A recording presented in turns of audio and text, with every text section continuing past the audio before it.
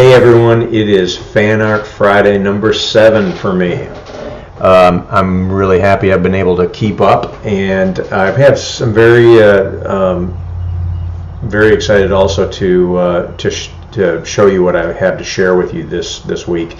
It is over my left shoulder, if you kind of see it in the background back there. I've got my Star Wars Last Jedi shirt on, and which is probably an abomination to a lot of people. I've seen a lot of arguments over that. I also wanted to answer a few questions that I've had in the past on Facebook and some of my other videos as to some of the materials that I'm using on my paintings.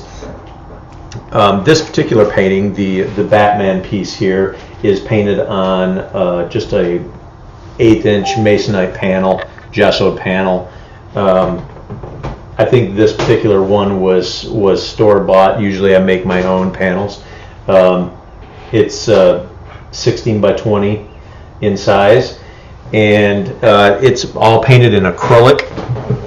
Some of the video you'll see that I used kind of a brush ink pen on it as well. I didn't really end up liking that too much, and some of it maybe just because I'm not used to it or anything like that. But most of the paints that I'm using on this are like Liquitex heavy body. I really like these ones. They're pretty. I mean, they're very affordable. I get them with Cheap Joe's. Then a lot of times I'll wait for them to put them on sale or something like that. So I pick up my supply of those things. I've also used this Holbein heavy body. They're not quite as heavy as the Liquitex, but they're okay. There's slightly lighter viscosity, but I do use those as well. I probably won't continue using those just because it's kind of a pain to mix and match kind of thing. So anyway, I have used those in the past too.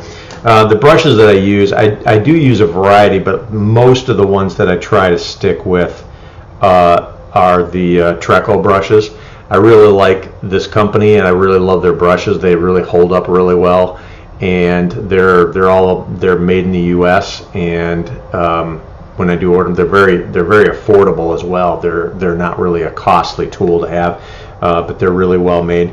And we also the way that we care for they do sell a lot of care products, but actually my son turned me on to an idea because he's a house painter, of cleaning out paint out of brushes and things like that. Is I use a wire brush in the sink with hot water, and wire brush these brushes, and they come back and they are completely paint free and just like new again. So of course nothing can stop them. They're split ending and fraying and everything like that. Whoops.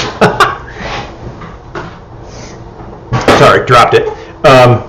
Nothing can stop that, so it's time to order a new brush then at that point, but they do wear really well, and they're really great brushes. I also used the Stay Wet palette by Masterson, and it keeps my paint mobile, and when I say mobile is that acrylic paint can dry really fast, keeps my paint working for weeks, so I can use the same palette build up for sometimes a number of paintings as I'm kind of cruising through those. So anyway, I do want to share the progress with this Batman. So the speed paint will start right now. And anyway, thanks for joining us, and thanks for watching. And I will look forward to seeing you with the finished piece.